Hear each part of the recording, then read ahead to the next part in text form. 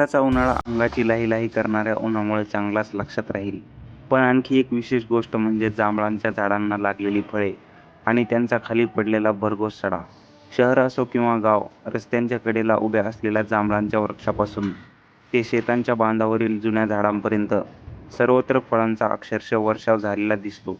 घरातील काही ज्येष्ठ मंडळी सांगतात की गेल्या कित्येक वर्षात त्यांनी इतक्या मोठ्या प्रमाणात जांभळे कधी पाहिली नव्हती.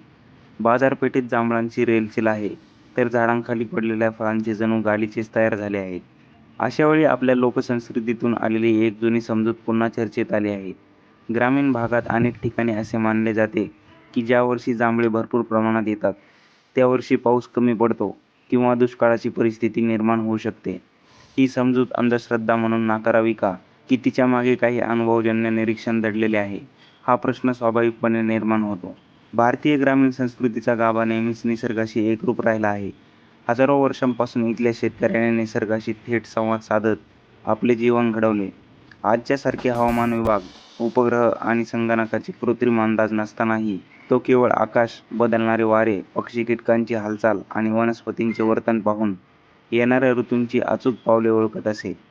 ही निरीक्षणे जरी कोणत्याही आधुनिक प्रयोगशाळेत सिद्ध झालेली नसली, तरी ती पिढ्यानपिढ्यांच्या अनुभवाच्या भक्कम कसोटीवर घासून तावून निघालेली आहेत. जांभळाला येणारा भरघोस बहर पाहून पावसाचा अंदाज बांधण्याचा लोकसमजही यात समृद्ध आणि पारंपरिक निरीक्षणाचा एक भाग आहे. मात्र आधुनिक विज्ञानाच्या दृष्टिकोनातून पाहिले तर कोणत्याही एका नैसर्गिक घटनेचा सरळ आणि निश्चित संबंध दुष्काळाशी जोडणे योग्य ठरत नाही. एखाद्या वर्षी जांभळांचे उत्पादन मोठ्या प्रमाणात वाढण्यामागे अनेक घटक एकाच वेळी कार्यरत असतात.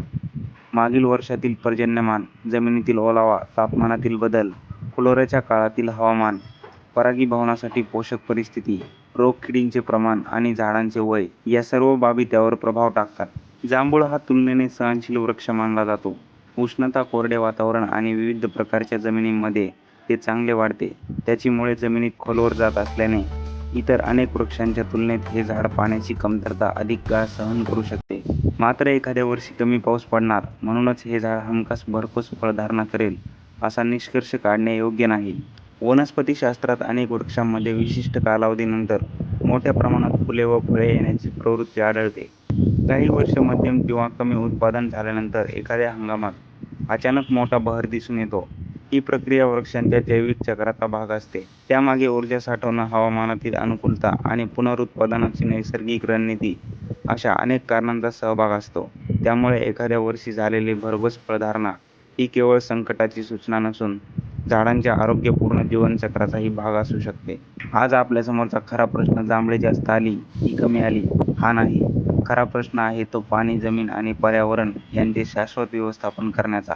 दुष्काळ येवो किंवा भरपूर पाऊस पडो, जलसंधारण, वृक्षसंवर्धन आणि नैसर्गिक साधनसंपत्तीचा विवेकपूर्ण वापर ही काळाची गरज आहे. निसर्ग आपल्याला सतत काही ना काही संकेत देत असतो.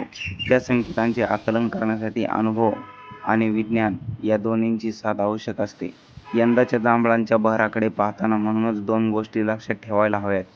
पहिली म्हणजे आपल्या पूर्वजांचे निसर्गाविषयीचे निरीक्षण हा अनमोल वारसा आहे आणि दुसरी म्हणजे त्या निरीक्षणांची शास्त्रीय पडताळणी करून त्यातून अधिक व्यापक समज विकसित करणे ही आधुनिक समाजाची जबाबदारी आहे.